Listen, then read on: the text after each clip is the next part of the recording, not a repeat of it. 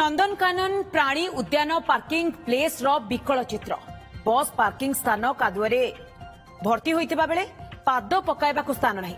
Parking पई 70 टंका लेखाएं फी आदाय हेउचे हेले एहार रक्षणाबेक्षणा नै कोनोसी पदक्षेप निया जाउ नाही।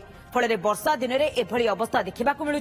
घटना को नहीं असंतोष व्यक्त करने सहित प्रशासन उपरे अंगुली उठाई यात्री माने। तेबे एने अधिक सूचना देउछंती आम सीनियर रिपोर्टर निरंजन रेड्डी। नंदनकानन प्राणी उद्यान देशर अनेक प्राणी उद्यान मानक मध्यरु ये होछि प्रमुख प्राणी उद्यान।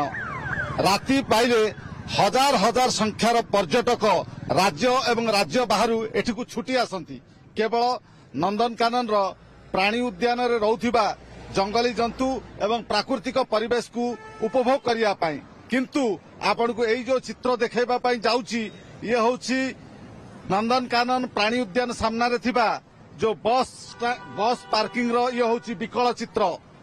ये जो चित्र आपण देखुछंती ये जो दृश्य देखुछंती ये नंदनकानन प्राणी उद्यान सामना रे थिबा बस पार्किंग स्टैंड रो ये होछि विकल चित्र। जो राज्यर पर्यटक माने आसुछंती यात्री माने आसुछंती एई दृश्य को देखिले हसुछंती एवं ओडिसार चित्र चरित्र उपरे से माने प्रश्न उठाउछंती। एई जो बस सब आसुची राज्य बाहरु एई पार्किंग करिया पई से मानकु 70 टंका लेखाय देबाकू पडुची।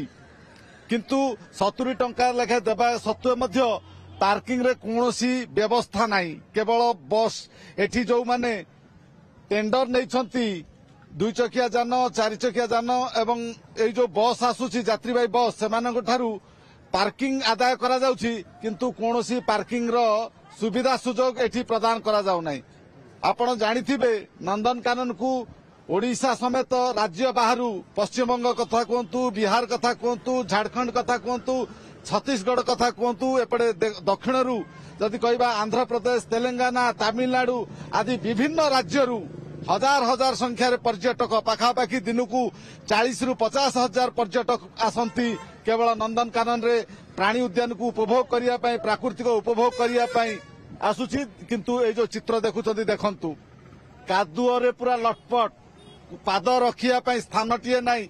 बस रे ओलेले यात्री माने कादुओ रे पसुछंती एभली स्थिति। एहार उन्नतीकरण का दायित्व रे नंदनकानन कर्तृपक्ष कौन सरकार को लेखिकी देई नाहंती।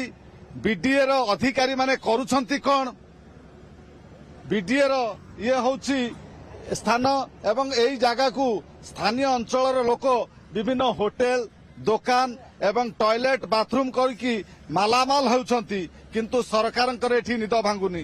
देखंतु बाहर राज्यर यात्री माने आसिले किभली एई दृश्य को देखिले हसुछंती।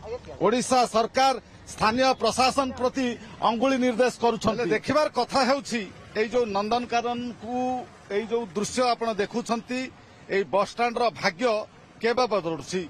Bhubaneswar camera person Omkar Mohanty Niranjan Reddy OTV.